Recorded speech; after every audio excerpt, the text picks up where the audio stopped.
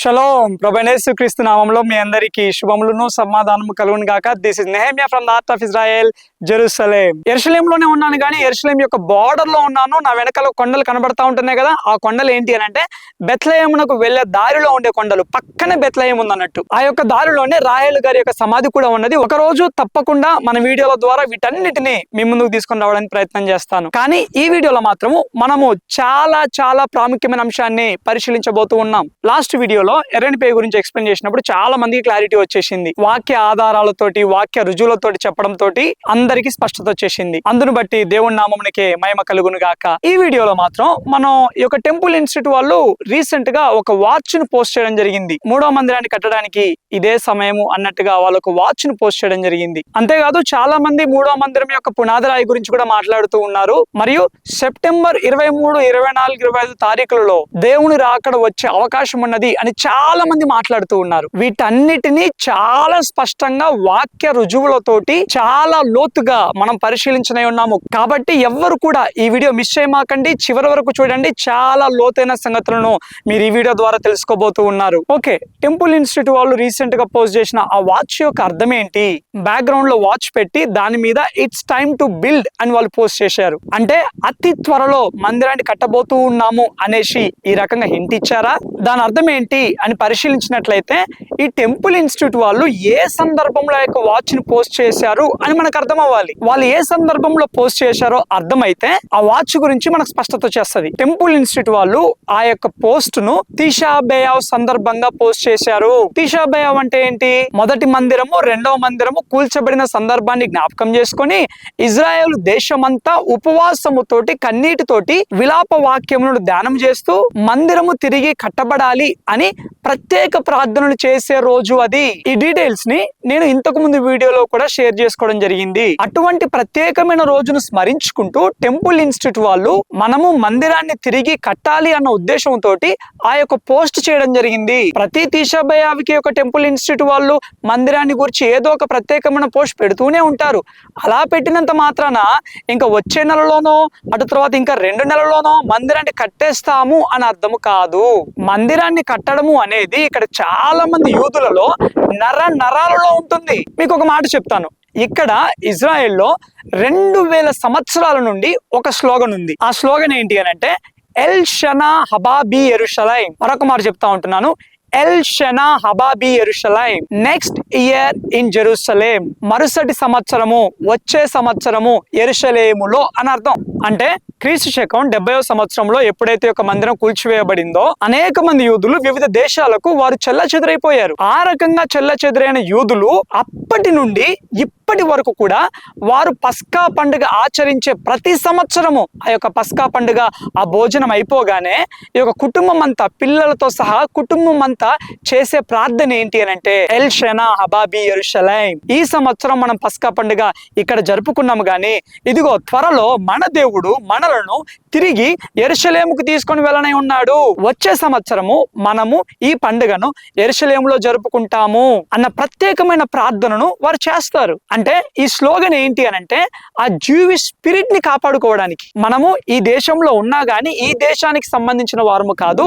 ఒకనాడు మనమందరము తిరిగి యెరూషలేమునకు వెళ్ళాలి, తిరిగి మందిరాన్ని కట్టాలి, మందిరాన్ని కట్టి అక్కడ మనం పస్కా పండుగను ఆచరించాలి. ఆ సత్యాన్ని తరతరాలకు అందించడానికి వారు ఆ దేశస్తులతోటి కలిసిపోకుండా వారి ప్రత్యేకతను కాపాడుకోవడానికి ఈ స్లోగన్ ని 2000 సంవత్సరాలుగా చెప్పుకుంటూ వస్తూ ఉన్నారు. ఇక్కడ యెరూషలేంలో సెటిల్ అయిన యూదులు కూడా ఈ స్లోగన్ ని మాట్లాడుతూ ఉంటారు. వాళ్ళు ఎందుకు మాట్లాడతారు అని అంటే యెరూషలేముకు వెళ్దాము అని అంటే ఇక్కడ 2 అర్థాలు ఉన్నాయి అన్నట్టు. ఏంటి అని అంటే ఒకటి యెరూషలేము అనే ప్రాంతమునకు వెళ్ళడము, రెండోది ఏంటి అని అంటే యెరూషలేములో ఉన్న టెంపుల్ మౌంట్ కి వెళ్ళడం. చాలా వరకు యెరూషలేముకు వెళదాము అని అంటే టెంపుల్ మౌంట్ కి వెళదాము అన్న అర్థము వాక్యంలో మనం చూస్తాం. సో వచ్చే సంవత్సరం మనం యెరూషలేములో కలుద్దాము అని అంటే అర్థం ఏంటి అని అంటే మందిరములో కలుసుకుందాము, మందిరంలో ఈ పండుగను మనం ఆచరిద్దాము అన్న అర్థముతోటి వారు ఉపయోగిస్తూ ఉంటారు. అంతేకాదు ఇక్కడ యూదుల వివాహాలలో ఒక ప్రధానమైన ఘట్టం ఉంటది.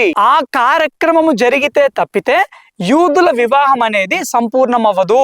ఏంటి ఆ ప్రత్యేకమైన ఘట్టము అనంటే, యూదుల యొక్క వివాహ కార్యక్రమము చివరి భాగంలో రబ్బీ ఏం చేస్తాడు అనంటే, ఒక గాజు గ్లాస్ ని తీసుకొని వచ్చి దాని చుట్టూ ఒక క్లాత్ చుడతాడు. ఒక క్లాత్ చుట్టి దాన్ని ఏం చేస్తాడు అనంటే పెళ్లి కుమారుడి యొక్క కాళ్ళ దగ్గర పెడతారు. ఇప్పుడు ఆ పెళ్లి కుమారుడు ఏం చేస్తాడు అనంటే తన బూటు కాళ్ళతోటి ఆ యొక్క గాజును పగలగొడతాడు. ఆ గాజు పగలగొట్టడముతోటే వీరి యొక్క పెళ్లి తంతు అనేది కంప్లీట్ అవుతుంది. అప్పుడు మాత్రమే అందరూ డాన్స్ చేస్తూ మజాల్తో అని చప్పట్లు కొడుతూ వాళ్ళకి విషెస్ తెలియజేస్తూ ఉంటారు. మజాల్తో అంటే ఏంటి అని అంటే హీబ్రూలో కంగ్రాచులేషన్స్ అని అర్థం. ఏంటి ఈ గాజు గ్లాస్ ఎందుకు పగలగొడతారు కాళ్ళతోటి అనంటే, ఈ గాజు గ్లాసు పగలగొట్టడం అనేది కూల్చివేయబడిన మందిరానికి సాదృశ్యం.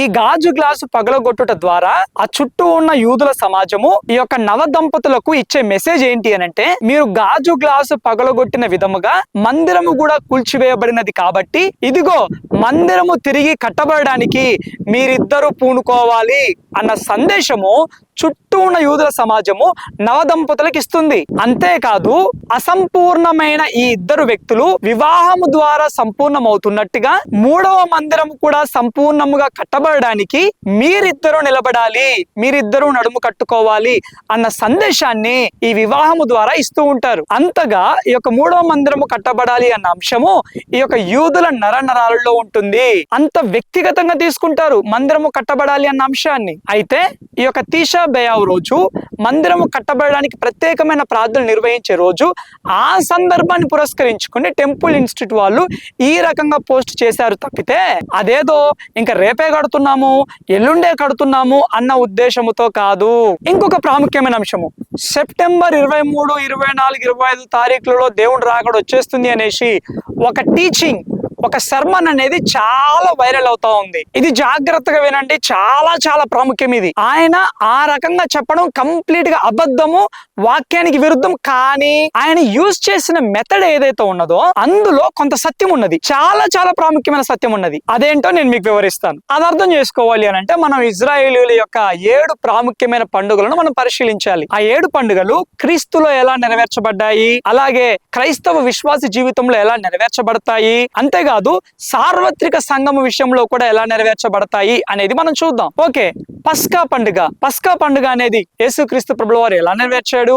పస్కా గొర్రె పిల్ల వలె వధింపబడుట ద్వారా ఆయన నెరవేర్చడం జరిగింది. పస్కా పండుగ సమయంలోనే యేసుక్రీస్తు ప్రభువు వారిని సిలువ వేయడం జరిగింది. ఆ రకంగా పస్కా పండుగ క్రమమును ఆయన నెరవేర్చాడు. రెండవది పుల్లెను రొట్టెల పండుగను యేసుక్రీస్తు ప్రభువు వారు ఏ రకంగా నెరవేర్చాడు అనంటే సత్యమైన సమతుల్యమైన వాక్యమును బోధించుట ద్వారా. యోహాను సువార్త 7వ అధ్యాయం 16వ వచనంలో యేసుక్రీస్తు ప్రభువు వారు అంటారు, నేను చేసే బోధ నాది కాదు, నా తండ్రి దగ్గర నుండి వచ్చింది అని అంటాడు. క్రైస్తవులైన వారు కూడా పస్కా పండుగ అనుభవం ద్వారా రక్షింపబడ్డాక సత్యమైన సమతుల్యమైన వాక్యంలో వారు పెంచబడాలి. ఆ సత్యాన్ని మనం పుల్లెను రొట్టెల పండుగలో చూస్తాం. దయచేసి గమనించండి, మన ఛానల్లోనే పస్కా పండుగను గురించి, పుల్లెను రొట్టెల పండుగను గురించి, ప్రథమ ఫలముల పండుగను గురించి చాలా స్పష్టంగా చాలా డీటెయిల్ గా వాక్య ఆధారాలతోటి ఎక్స్ప్లెయిన్ చేయడం జరిగింది. ఈ వీడియో తర్వాత ఆ యొక్క వీడియోస్ కూడా తప్పకుండా చూడండి. డిస్క్రిప్షన్ లో కూడా ఆ యొక్క లింక్స్ ని నేను షేర్ చేస్తాను. నెక్స్ట్ ప్రథమ ఫలముల పండుగ. ఈ యొక్క ప్రథమ ఫలముల పండుగను యేసుక్రీస్తు ప్రభువు వారు ఏ రకంగా నెరవేర్చాడు అనంటే ప్రథమ ఫలముగా లేపబడుట ద్వారా, ఆయన పునరుత్థానము ద్వారా. 1 కొరింథీయులకు రాసిన పత్రిక 15వ అధ్యాయం 20వ వచనం మనం గమనించినట్లయితే పౌలు గారు అదే మాట అంటా ఉంటుంటాడు, యేసుక్రీస్తు ప్రభువు వారు ప్రథమ ఫలముగా లేపబడ్డాడు అనేసి. సో ఈ ప్రథమ ఫలముల పండుగ అనేది యేసుక్రీస్తు ప్రభువు వారి యొక్క పునరుత్థానానికి సాదృశ్యంగా కనబడుతూ ఉన్నది. మరి క్రైస్తవుని జీవితంలో ఈ పండుగ ఎలా నెరవేర్చబడుతుంది అనంటే బాప్తిస్మము ద్వారా. బాప్తిస్మము అనేది సమాధి చేయబడిన మన పాపపు జీవితమునకు అలాగే పునరుద్ధరింపబడిన నూతన జీవితమునకు సాదృశ్యముగా ఉన్నది అని పౌలు గారు తెలియజేస్తూ ఉంటాడు. సో ఇప్పుడు పెంతెకోస్తు పండుగను చూద్దాం. యేసుక్రీస్తు ప్రభువు వారి యొక్క జీవితంలో పెంతెకోస్తు పండుగ ఎప్పుడు నెరవేర్చబడింది అనంటే యేసుక్రీస్తు ప్రభువు వారు బాప్తిస్మం తీసుకునేటప్పుడు పరిశుద్ధాత్మ దేవుడు పావురం వల్ల దిగి వచ్చి ఆయనను అభిషేకించిన సందర్భంలో పెంతెకోస్తు పండుగ అనేది నెరవేర్చబడింది. ఈ పెంతెకోస్తు పండుగ క్రైస్తవుని జీవితంలో పరిశుద్ధాత్మ యందలి బాప్తిస్మమునకు సాదృశ్యంగా కనబడుతూ ఉన్నది. ప్రథమ ఫలముల పండుగ ఏమో నీటి బాప్తిస్మమునకు సాదృశ్యముగా, పెంతెకోస్తు పండుగనేమో పరిశుద్ధాత్మ యందలి బాప్తిస్మమునకు సాదృశ్యముగా కనబడుతూ ఉన్నది. అటు తర్వాత బూరధ్వనుల పండుగ లేక శృంగధ్వనుల పండుగ. ఈ బూరధ్వనుల పండుగ అనేది ముందుకు కొనసాగిపోవుటకు సాదృశ్యముగా కనబడుతూ ఉన్నది. అంటే ఇజ్రాయేలీలు ఈ యొక్క సీనాయి పర్వతం మీద దేవుడు అగ్ని వలె దిగి వచ్చినప్పుడు ఈ యొక్క పెంతెకోస్తు పండుగ ఆ అనుభవాన్ని ఎక్స్పీరియన్స్ అయ్యారు, దేవుని మహిమని ఎక్స్పీరియన్స్ అయ్యారు. ఇంకా వీళ్ళు ఏం చేసినారు అని అంటే ఆ సీనాయి పర్వతం దగ్గరే అక్కడే టెంట్లు వేసేసుకొని ఇంకా అక్కడే నివాసం ఉండడం స్టార్ట్ చేశారు. అప్పుడు దేవుడు ఏమంటాడు అని అంటే, మీరు యొక్క మహిమను చూసినంత మాత్రాన అదే ఉజ్జీవము కాదు, మీ పిలుపు వేరు, అసలైన ఉజ్జీవం వేరు, అసలైన మహిమ వేరు, అది ముందు ఉన్నది. కాబట్టి మీరు ఇక్కడ నుండి ముందుకు కొనసాగండి అన్న అర్థముతోటి బూరలు ఊదడం తోటి వారి ప్రయాణాన్ని వారు ప్రారంభించారు. సీనాయి పర్వతం దగ్గర యొక్క పెంతెకోస్తు అనుభవం తర్వాత వెంటనే వాళ్ళు ఎక్కడికి నడిపింపబడ్డారు? అరణ్యములోనికి నడిపింపబడ్డారు. యేసుక్రీస్తు ప్రభువు వారు కూడా సేమ్ అలాగే ఆ బాప్తిస్మము తీసుకున్నాక ఆ యొక్క పరిశుద్ధాత్మ దేవుడు పౌరం వలె దిగి వచ్చాక ఆయన ఎక్కడికి నడిపింపబడ్డాడు? అరణ్యములోనికి నడిపింపబడ్డాడు. ఈ బూరధ్వనుల పండుగ అనేది మన క్రైస్తవ జీవితంలో కూడా ఎలా నెరవేర్చబడిద్ది అని అంటే, మనము పరిశుద్ధాత్మ యందలి అభిషేకాన్ని పొందుకున్నాక ఈ బూరధ్వనుల పండుగ ద్వారా దేవుడు మనతో మాట్లాడేది ఏంటి అని అంటే, బాబు నువ్వు పరిశుద్ధాత్మ అభిషేకం పొందుకున్నంత మాత్రాన, నీకు వరాలు ఉన్నంత మాత్రాన, నువ్వు భాషలు మాట్లాడగలిగినంత మాత్రాన ఇంకా అదే ఉజ్జీవం అనుకోమాక. ఓ నేను ఆత్మీయతలో ఉన్నతమైన స్థానంలో ఉన్నాను, నేను దర్శనాలు చూడగలుగుతాను, నేను అర్థాలు చెప్పగలుగుతాను, ఈ భాషలు మాట్లాడగలుగుతాను, అదే ఉద్యోగం అనుకో మాకు. అసలైన ఆత్మీయత, అసలైన పరిపక్వత అనేది ముందుంది. ఇది కేవలము ఆవరణపు అనుభవం మాత్రమే. ఈ హడావుడే నువ్వు ఉద్యోగం అనుకోమాకరా బాబు. నువ్వు సంపూర్ణతలోకి వెళ్ళాలి. అలా సంపూర్ణతలోకి వెళ్ళాలి అని అంటే ఇదిగో నీవు అరణ్యపు అనుభవంలోనికి నడిపింపబడాలి. సీనాయి పర్వత అనుభవం తర్వాత ఇశ్రాయేలీయులు అరణ్య అనుభవంలోకి నడిపింపబడినట్టుగా, ఈ పెంతెకోస్తు అనుభవం తర్వాత యేసుక్రీస్తు ప్రభువు వారు అరణ్యంలోనికి నడిపింపబడ్డట్టుగా మనము కూడా మన ప్రతి ఒక్కరి జీవితంలో, మన ఆత్మీయ జీవితంలో అరణ్య అనుభవం గుండా నడిపింపబడతాము.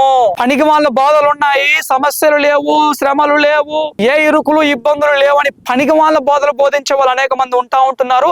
అటువంటి బోధనలు వెంబడించే వాళ్ళు కూడా చాలా మంది ఉంటా ఉంటున్నారు. అది వాక్యానికి విరుద్ధమైన బోధ. దాని గురించి నేను డీటెయిల్ గా మరొక వీడియోలో ఎక్స్ప్లెయిన్ చేస్తాను. అలా అని క్రైస్తవ జీవితం అంటే ఎప్పుడు ఏడుపులు తూడుపులని కాదండి. తప్పకుండా ఆశీర్వాదం ఉంటుంది, తప్పకుండా విడుదల ఉంటుంది. అవి డీటెయిల్ గా మరొక వీడియోలో ఎక్స్ప్లెయిన్ చేస్తాను. అటు తర్వాత ప్రాయశ్చిత్తార్థ పండుగ. ప్రాయశ్చిత్తార్థ పండుగ అనేది హృదయ సున్నతికి సాదృశ్యము. ఇజ్రాయేలీలు యోర్దాను నదిని దాటగానే గిల్గాలు దగ్గర ఆ జనాంగం అంతటికి సున్నతి చేయించడం జరిగింది. ఈ అరణ్య అనుభవం దాటిన వెంటనే మన హృదయంలో లోతైన కార్యము జరిగిద్ది. అది కావాలి దేవుడికి. కేవలము వరాలు కాదు దేవుడికి కావాల్సింది, ఫలము కావాలి. ఆ ఫలము ఎప్పుడు ఏర్పరచబడుతుంది అని అంటే అరణ్య అనుభవం ద్వారా ఏర్పరచబడుతుంది. దానినే హృదయ సున్నతి అని అంటా ఉంటారు వాక్యంలో. హెబ్రీ పత్రిక 5:8 ఆయన కుమారుడై ఉండి తాను పొందిన శ్రమల చేత ఆయన విధేయతను నేర్చుకున్నాడు అని మనం వాక్యంలో చూస్తూ ఉన్నాం. సో ఇది ప్రాయశ్చిత్తార్థ పండుగ యొక్క అర్థం. అటు తర్వాత పర్ణశాలల పండుగ. పర్ణశాలల పండుగ అనేది క్రీస్తు రాకడకు 1000 ఏండ్ల పాలనకు సాదృశ్యం. అంతేకాదు క్రీస్తు అనే మూలరాయితో ప్రారంభింపబడిన సంఘము క్రీస్తు అనే తలరాయితో కప్పబడుటకు సాదృశ్యము. సో ఈ రకంగా ఈ యొక్క 7 పండుగలు అనేటివి యేసుక్రీస్తు ప్రభుల వారి జీవితంలో, మన జీవితంలో నెరవేర్చబడతాయి. అంతేకాదు సార్వత్రిక సంఘ జీవితంలో కూడా ఎలా నెరవేర్చబడతాయి, ఈ విషయాలన్నీ నేను సపరేట్ వీడియోలో మీకు ఎక్స్ప్లెయిన్ చేస్తాను. చాలా అంశాలు ఉన్నాయండి. అసలు 7 పండుగలనే దేవుడు ఎందుకు పెట్టాడు, సృష్టిని కూడా 7 రోజుల్లోనే ఎందుకు సృష్టించాడు? ఒక రోజులో సృష్టించవచ్చు కదా, ఒక్క రోజు కాదు, ఒక క్షణం పట్టదు ఆయనకి సృష్టి మొత్తాన్ని సృష్టించడానికి. కానీ ఈ 6 రోజుల్లోనే ఎందుకు సృష్టించాడు? 7వ రోజు ఎందుకు విశ్రాంతి తీసుకున్నాడు? ఆ యొక్క 6 రోజుల్లో కూడా ఆ క్రమములోనే ఎందుకు సృష్టించాడు?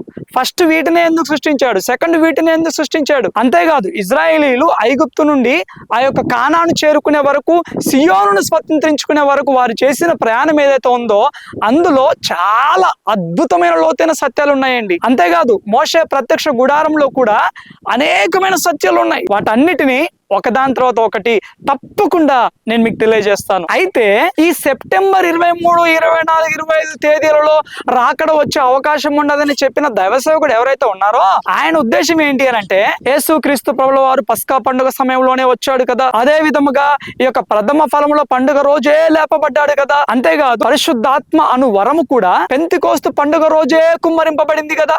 సో రాకడ కూడా ఈ బూరధ్వనుల పండుగ రోజే వస్తుంది అని చెప్పుకుంటూ వచ్చాడు. ఇజ్రాయెల్లో ఈ యొక్క బూరధ్వనుల పండుగ ఎప్పుడు ఉంది అని అంటే సెప్టెంబర్ 23, 24, 25 తారీఖులలో ఉంది. అందుకని ఆయన ఏం చెప్పుకుంటూ వచ్చాడంటే, ఈ సంవత్సరం కాకపోయినా గానీ ఎప్పుడైనా గానీ ఈ సెప్టెంబర్ 23, 24, 20 తారీఖులను వచ్చే అవకాశం ఉంది అనుకుంటూ వచ్చాడు ఆయన. అంటే ఈ బూరధ్వనుల పండుగను యేసుక్రీస్తు ప్రభువు వారి రెండవ రాకడకు లింక్ చేశాడు. ప్రకటన గ్రంథంలో దూతలు బూరలు ఊదుతారు అని ఉంది కదా, దాన్ని పట్టుకొని ఈయన ఈ రకంగా లింక్ చేశాడు. అది చాలా చాలా తప్పు. ఆయన తీసుకున్న మెథడులో సత్యం ఉంది, కానీ రాకడను బూరధ్వనుల పండుగతోటి పోల్చడం చాలా చాలా తప్పు. బూరధ్వనుల పండుగ అంటే ఏంటి అని అంటే, అరే బాబు మీరు ముందుకు కొనసాగాలి అని అర్థం. అరణ్యములోనికి నడిపింపబోట ద్వారా మనలో లోతైన కార్యము జరగాలి అన్న పిలుపునకు అర్థం అది. ప్రస్తుతము ఇజ్రాయేలు దేశము అదే బూరధ్వనుల పండుగను ఎక్స్పీరియన్స్ అవుతుంది.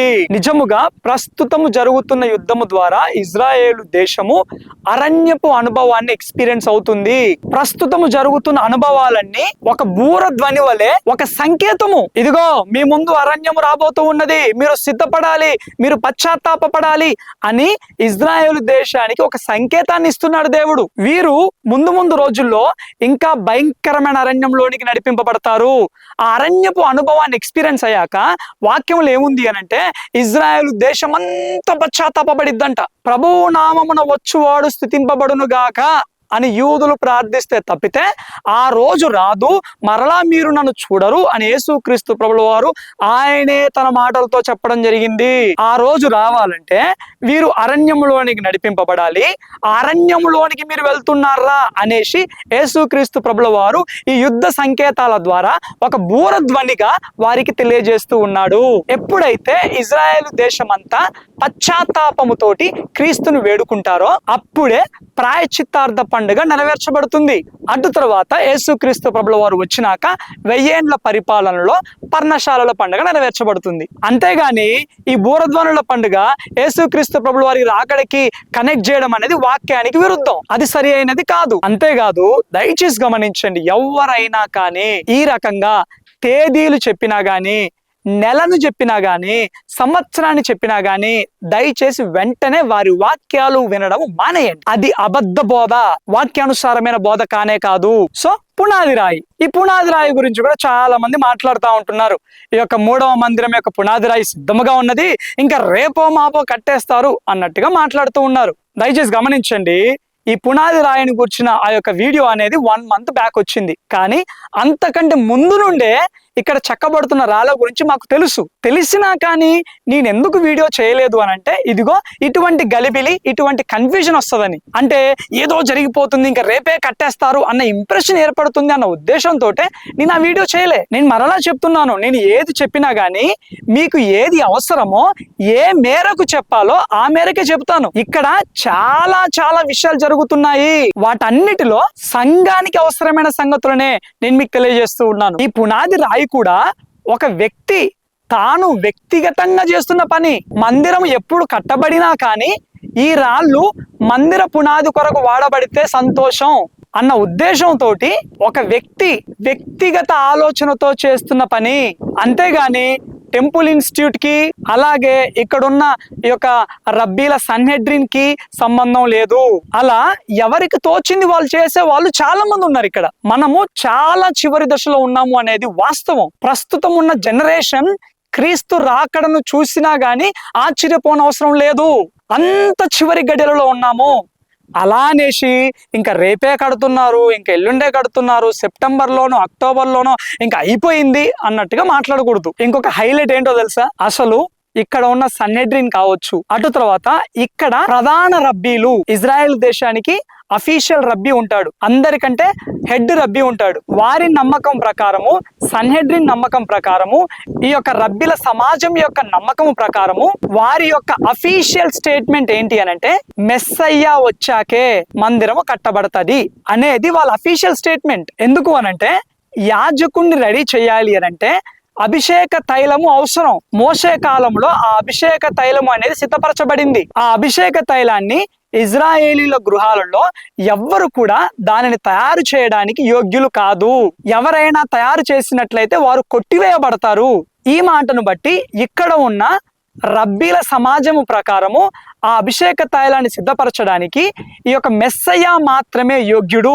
ఆ రకంగా యాజకుణ్ణి కూడా అభిషేకించడానికి మెస్సయ్య మాత్రమే యోగ్యుడు అని నమ్ముతూ ఉంటారు. ఇంకా మీరు ఆ అభిషేక తైలం దొరికింది, బూడిద దొరికింది, మీకు తెలియదు, యూదులు మీకు చెప్పరు, ఇక మొసాదు మొత్తం మా చేతుల్లోనే ఉంది, మొసాదు ఏం చేసినా మాకు తెలిసిపోతుంది అన్నట్టు మాట్లాడితే నేనేమీ చేయలేను, నేనేమీ చెప్పలేను. ఉన్న వాస్తవం చెప్తున్నాను, నమ్మడం నమ్మకపోవడం మీ ఇష్టం. అయితే ఒక తమ్ముడు ఒక ప్రశ్న అడిగాడు. ఏంటి అని అంటే, అన్న మొదటి సమూయేలు గ్రంథం 16వ అధ్యాయం 2-3 వచనాల ప్రకారము సమూయేలు ఎంత జ్ఞానంగా నడుచుకున్నాడో ఈ యొక్క ఇజ్రాయేలీలు కూడా అంత జ్ఞానంగా నడుచుకునే అవకాశం ఉన్నది కదా అని అడగడం జరిగింది. అక్కడ ఆ సందర్భంలో దేవుడు సమూయేలుతో అంటాడు, ఏంటి, దావీదుని వెళ్ళి అభిషేకించయ్యా అని అంటాడు. అప్పుడు సమూయేలు ఏమంటాడు, నేను ఎలా వెళ్ళేది ప్రభువా, నేను వెళ్ళిన సంగతి సౌలుకు తెలిస్తే ఇంకేమన్నా ఉందా, నన్ను అక్కడికక్కడికే చంపేస్తాడు అని అన్నప్పుడు దేవుడు ఏమంటాడు అని అంటే, ఒక పశువుని తీసుకొని వెళ్ళు, బలి అర్పించడానికి వెళ్తున్నాను అని చెప్పి అక్కడ బలి అర్పించి దావీదును కూడా అభిషేకించిరా అని అంటాడు. సేమ్ అదే విధముగా యూదులు కూడా పరిస్థితికి తగ్గట్టుగా, సందర్భానికి తగ్గట్టుగా జ్ఞానంగా నడుచుకుంటూ ఉన్నారు అని మాట్లాడుతూ ఉంటారు. దయచేసి గమనించండి, ఈ సందర్భాన్ని మందిరాన్ని కట్టే సందర్భానికి మనం ఆపాదించలేము, ఎర్రని పేను వధించే సందర్భానికి మనం ఆపాదించలేము. ఇజ్రాయేలీలు చాలా చాలా జ్ఞానులు, అందులో 1% కూడా రెండవ మాట లేదు. కాకపోతే మందిరానికి సంబంధించిన విషయాలను, ఎర్రని పేను వధించే విషయంలో వీళ్ళు సందర్భాన్ని బట్టి నడుచుకోరు. ఈ పరిస్థితిలో మనం ఇలా అర్పించలేము కదా, ఈ పరిస్థితిలో మనం ఇలా కట్టలేము కదా, ఈ పరిస్థితిలో ఇలా చేయలేము కదా, కాబట్టి మనం ఇలా చేసేసుకుందాంలే అని అస్సలు అనుకోరు. మందిరాన్ని కట్టే విషయంలో, ఎర్రని పేను వధించే విషయంలో ఏదో ఒక రకంగా రహస్యంగా చేసి అది జ్ఞానయుక్తము అని వాళ్ళు అస్సలు భావించరు. ధర్మశాస్త్రానికి వ్యతిరేకంగా, అంతేకాదు వారి పెద్దలు ఏర్పరిచిన క్రమానికి వ్యతిరేకంగా చేయడము అనేది వారు మహా పాపముగా భావిస్తారు. కాబట్టి వాక్యంలో ఉన్న సందర్భాలను కాంటెక్స్ట్ లో నుండి తీసి మనము యూదులకు ఆపాదించలేము, కాంటెక్స్ట్ తో ఆపాదించాలి. అందుకనే ప్రజెంట్ ఉన్న యూదుల రబ్బీల సమూహం అఫీషియల్ గా మెస్సయ్య వస్తేనే ఇవి ప్రారంభింపబడతాయి అని ప్రకటించడం జరిగింది. మరి టెంపుల్ ఇన్స్టిట్యూట్ వాళ్ళు ఎర్రని పేర్లు ఎందుకు తీసుకొని వచ్చారు, అటు తర్వాత మందిర ఉపకరణములు ఎందుకు సిద్ధపరిచారు అని మీరు అనుకోవచ్చు. టెంపుల్ ఇన్స్టిట్యూట్ వాళ్ళు ఏంటంటే వాళ్ళ ఒక సపరేట్ ఆర్గనైజేషన్. వాళ్ళ ఉద్దేశం ఏంటంటే, ఓకే మెస్సయ్య వచ్చే వరకు వీటన్నిటిని మనం రెడీ చేద్దాము, పోయేదేముంది అనేది వాళ్ళ ఉద్దేశం. మరలా మెస్సయ్య వచ్చాకే, అనగా క్రీస్తు వచ్చాకే మందిరం కట్టబడుతుందా అని అనుకోమాకండి. ఎందుకు అనంటే మెస్సయ్య అనగా మనకు క్రీస్తు, కానీ ఇజ్రాయేలీయులకు క్రీస్తు విరోధి. మన దృష్టిలో మందిరం కట్టబడుతుంది అని అంటే అది క్రీస్తు విరోధి కొరకు సిద్ధపడుతుంది అని మనం అనుకుంటాం, కానీ యూదుల దృష్టిలో హషేం కొరకు, అనగా దేవుడి కొరకు సిద్ధపరచబడుతుంది అనేది వారి ఉద్దేశం. అంటే కొన్ని విషయాలు మనము యూదుల కోణంలో చూస్తేనే మనకు అర్థమవుతుంది. సో ఓకేనా, ఈ యొక్క టెంపుల్ ఇన్స్టిట్యూట్ వాళ్ళు పెట్టిన పోస్ట్ యొక్క అర్థం ఏంటి, ఈ సెప్టెంబర్ 23, 24, 25 తేదీల ఆ యొక్క మర్మం ఏంటి, ఈ పునాది రాయి ఏంటి, ఇవన్నీ మీకు స్పష్టంగా అర్థమైంది అని భావిస్తూ ఉన్నాను. దయచేసి ఇంకా ఎవరైనా మన ఛానల్ను సబ్స్క్రైబ్ చేసుకున్నట్లయితే తప్పకుండా సబ్స్క్రైబ్ చేసుకోవాల్సిందిగా మనవి చేస్తూ ఉన్నాను. ఈ వాక్యం మీకు ఎలా అనిపించిందో తప్పకుండా కామెంట్స్లో మెన్షన్ చేయడం మర్చిపోమాకండి. Thank you all, God bless you.